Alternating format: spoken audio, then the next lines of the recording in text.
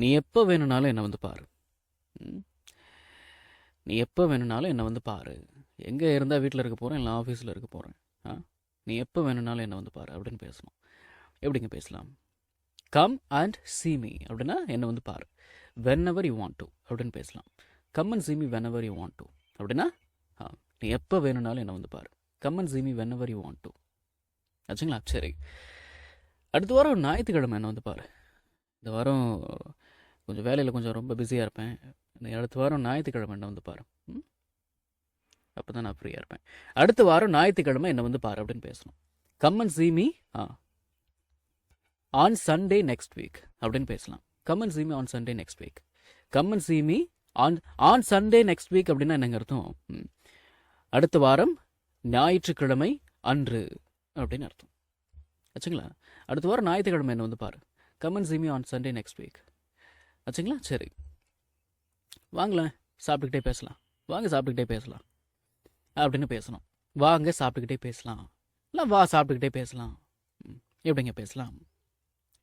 Let's eat and talk அப்படின்னு பேசலாம். Let's eat and talk அப்படின்னா வா சாப்பிட்டுட்டே பேசலாம் அப்படின்னு அர்த்தம். என்ன வேலையாக இருந்தாலும் நான் செய்கிறேன், நீங்கள் என்ன வேலை கொடுத்தாலும் நான் செய்கிறேன் அப்படின்னு பேசணும். என்ன பண்ணுறது, நம்ம என்ன தான் படிச்சிருந்தாலும் நம்ம நேரம் நமக்கு முன்னாடி நிற்குது. நமக்கு பிடிச்ச வேலை கிடைக்கிறது கொஞ்சம் கஷ்டமாக தான் இருக்குது. என்ன பண்ணுறது? சில நேரங்களில் இந்த மாதிரி ஏதோ ஒரு கம்பெனியில் போய்ட்டு இந்த மாதிரி தான் சொல்ல வேண்டியதாக இருக்குது. என்ன வேலையாக இருந்தாலும் நான் செய்கிறேன் சார், நீங்கள் என்ன வேலை கொடுத்தாலும் நான் செய்கிறேன். ஆமாம், எனக்கு வேலை கிடைச்சா போதும். இந்த மாதிரி என்ன வேலை கொடுத்தாலும் நான் செய்கிறேன், என்ன வேலையாக இருந்தாலும் நான் செய்கிறேன் அப்படின்னு பேசணும். எப்படிங்க பேசலாம்? I'll do any kind of work அப்படின்னு பேசலாம். இந்த ஐல் அப்படின்னு உச்சரிக்கிறதுக்கு கஷ்டமாக இருந்தது அப்படின்னா ஐ வில் அப்படின்னு உச்சரித்து பேசுங்களேன். இந்த ஐ வில் இதோட ஷார்ட் ஃபார்ம் தான் ஐல் அப்படின்னு நமக்கு தெரியும் இல்லைங்களா? சரி, I will do any kind of work. என்ன வேலையாக இருந்தாலும் நான் செய்கிறேன், என்ன வேலை கொடுத்தாலும் நான் செய்கிறேன், என்ன வேலையாக இருந்தாலும் நான் செய்கிறேன் அப்படின்னு அர்த்தம். ஆச்சுங்களா? சரி, வீட்டுக்கு போயிட்டு கால் பண்ணு எனக்கு. நீ வீட்டுக்கு போயிட்டு கால் பண்ணு. வீட்டுக்கு போன பிறகு கால் பண்ணு. எப்படிங்க பேசலாம்? கிவ் மீ எ கால் அப்படின்னா இப்போ கவனிக்கணும். இந்த கிவ் மீ எ கால் அப்படின்னா எனக்கு ஒரு கால் கொடு, அதாவது என்ன ஒரு அழைப்பு எனக்கு கொடு அப்படின்லாம் அப்படியே வந்து டிரான்ஸ்லேட்லாம் பண்ணக்கூடாது.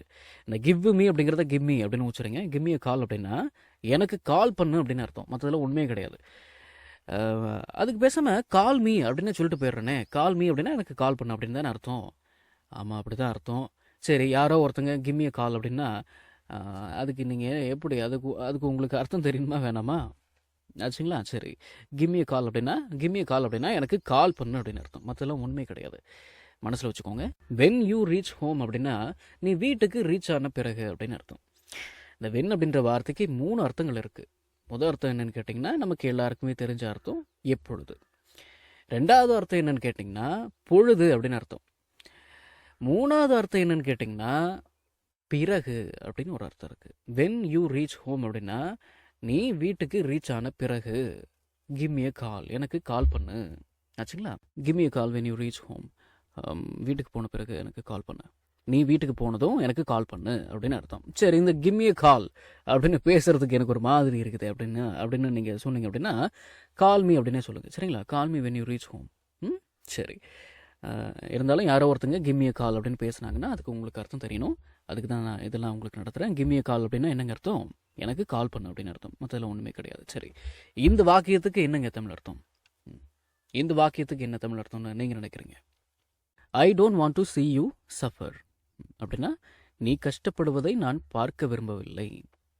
நீ கஷ்டப்படுறதை நான் பார்க்க விரும்பலை. I don't want to see you suffer. I don't want to see you suffer. ஆச்சுங்களா? சரி, எதுக்கு இப்போ கேனை மாதிரி சிரிக்கிற? ஏன் நான் இதை காமெடி பண்ணனா? எதுக்கு இப்போ கேனை மாதிரி சிரிக்கிறேன்? அந்த மாதிரி பேசணும். எப்படிங்க பேசலாம்? ஏன் சிரிக்கிற அப்படின்னு பேசுகிறதா இருந்ததுன்னா வை ஆர் யூ லாஃபிங் அப்படின்னு பேசலாங்களா? சரி, இந்த கேனை மாதிரி அப்படின்னு பேசுகிறதா இருந்ததுன்னா லைக் அன் இடியட் அப்படின்னு பேசலாம். சரிங்களா? லைக் அன் இடியட் அப்படின்னா like an idiot.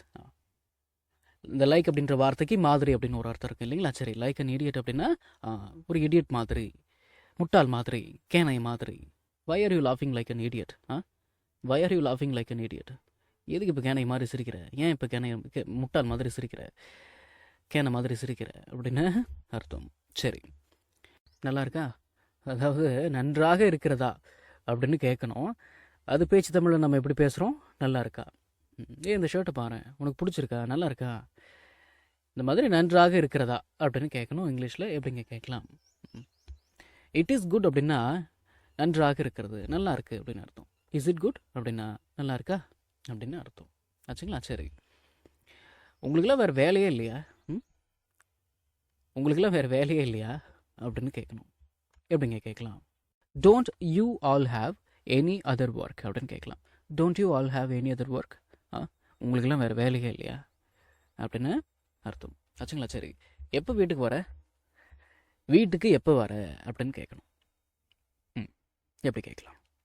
When are you coming home அப்படின்னு கேட்கலாம். When are you coming home, எப்போ வீட்டுக்கு வர? ஆச்சுங்களா? சரி, இந்த வீடியோ உங்களுக்கு யூஸ்ஃபுல்லாக இருந்துச்சு அப்படின்னா ஒரு லைக் பண்ணுங்கள், ஷேர் பண்ணுங்கள், and please please please please please subscribe பண்ணுங்கள். சப்ஸ்கிரைப் பண்ணணும், சரிங்களா? அடுத்த வீடியோவில் சந்திக்கலாம்.